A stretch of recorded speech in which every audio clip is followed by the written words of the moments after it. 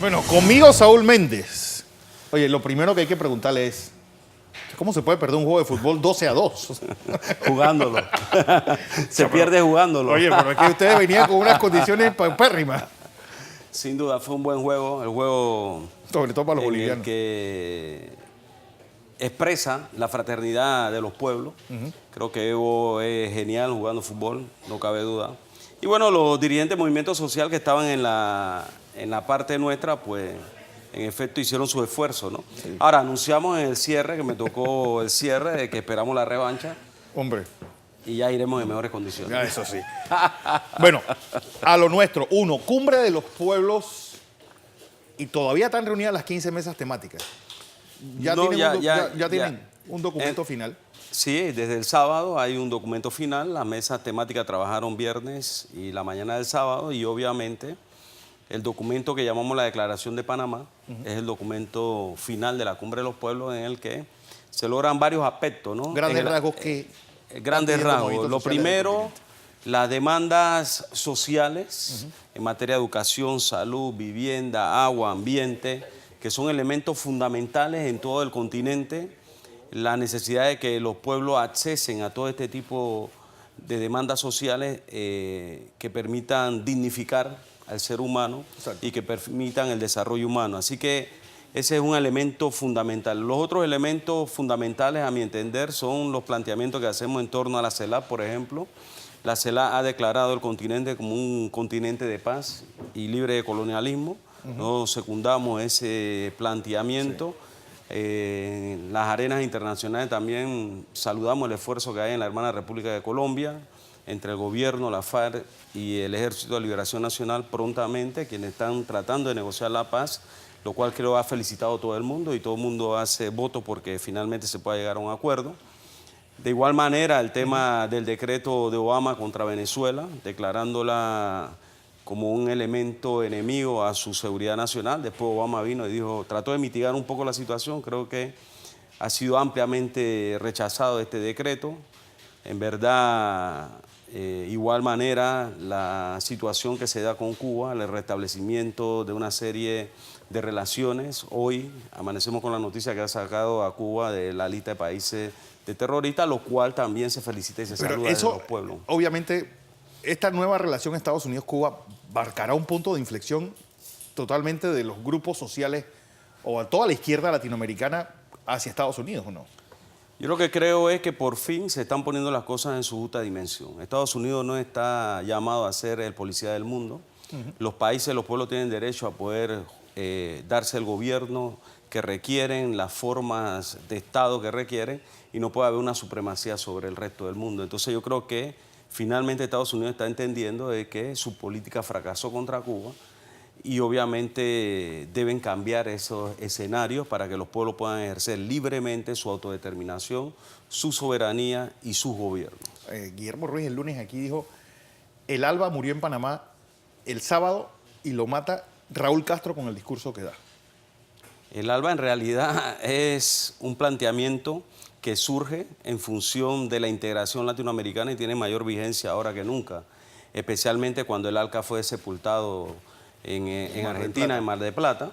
Y obviamente esta integración, que es una integración entre las naciones y los pueblos, que buscan tratar de tener un comercio más justo, obviamente tiene plena vigencia en estos momentos, especialmente cuando América Latina y el Caribe se unen en un haz de voluntad y están marcando una ruta hacia donde quieren transitar, ¿no?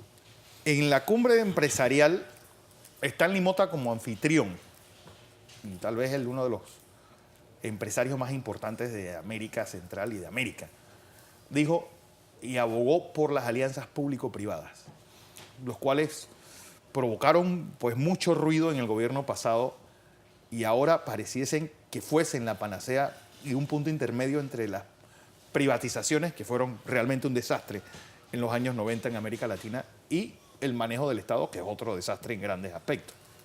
Fraseología, creo yo, ¿no? La privatización en la forma en que se vea puede adquirir distintas formas. La venta total, como ocurrió con Cemento Bayano, por ejemplo.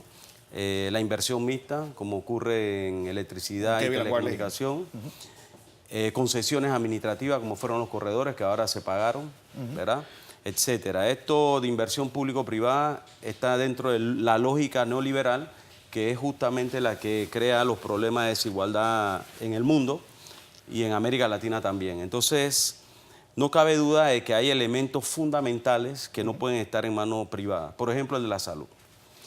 Si alguien tiene una afección cardíaca seria, por ejemplo, si fuera familiar mío, tiene que ir a la Caja de Seguro Social. Claro. Porque no tiene la plata para ir a Punta Pacífica, ni a Punta Petilla, ni a... Exactamente. Entonces, la salud pública debe ser una salud eficiente, eficaz, humana, dignificante para la población en términos mayoritarios. ¿Y se va a lograr eso? El agua es otro elemento que no puede estar en manos de la empresa privada. Y fíjate que aquí hay un problema no solo del IDAN. En este país, la última reforma al IDAN permitieron la privatización de las fuentes de agua, es decir, ojos de agua, riachuelos, ríos, etcétera, lo cual está generando problemas, claro, está generando problemas con la población, especialmente ahora con el fenómeno este que hay natural del cambio climático, donde los ríos se secan, producto obviamente del abuso que hay, especialmente en los países industrializados que generaron este problema, y que obviamente ahora las fuentes de agua están en manos privadas. ¿Qué va a pasar si hay una gran crisis frente al tema del agua, lo cual obviamente hay que ponerle atención? El tema público-privado implica más neoliberalismo. Ustedes se van a oponer entonces si el gobierno trata de... Fíjate, yo creo que hay temas que son claros en lo que la posición nuestra es inflexible. El caso de la seguridad social es uno de ellos, el caso del agua es otro, el caso de la educación claramente es otro tema en el que debemos recuperar. Pero por el contrario, también debemos decir que los recursos naturales, minerales, los recursos del Estado hay que recuperarlos. Hay muchos recursos mal habidos en manos privadas, ¿verdad?, de repartición del KEI de los últimos 25 años que hay que recuperar. Porque una vez eso lo recupera el Estado, puede hacer mejores inversiones sociales en la población y de una vez y por todas parar la acumulación que se ha venido dando de forma espuria, ¿no?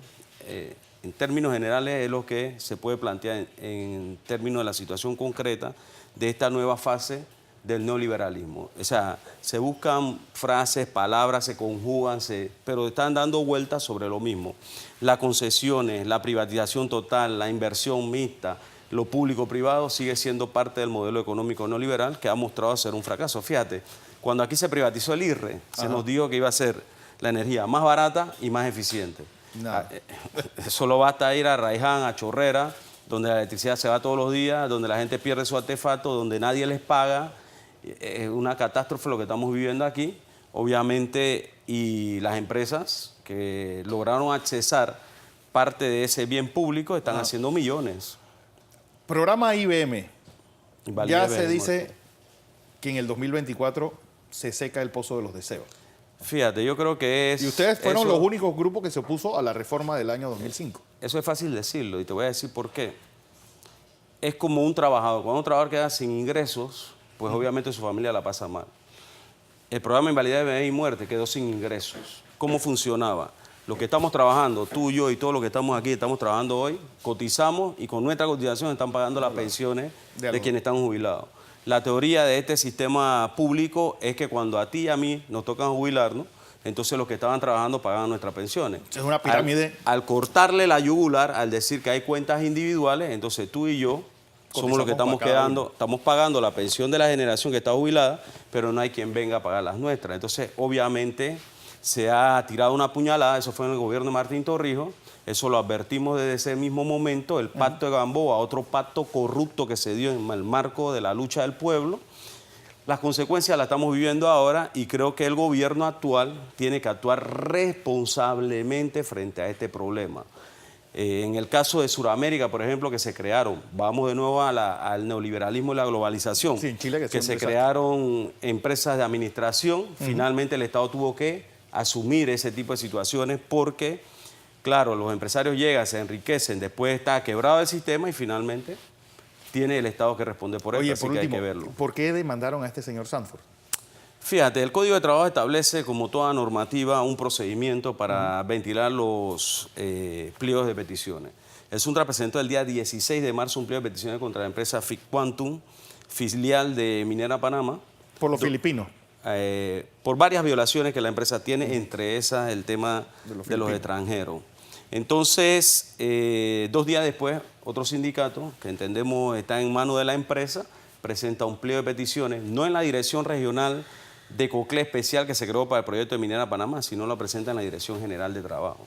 Ahí hay falta de competencia. Entonces, están tratando de llamar a una concurrencia de pliego y frente al incumplimiento del debido proceso hemos presentado un amparo de garantía.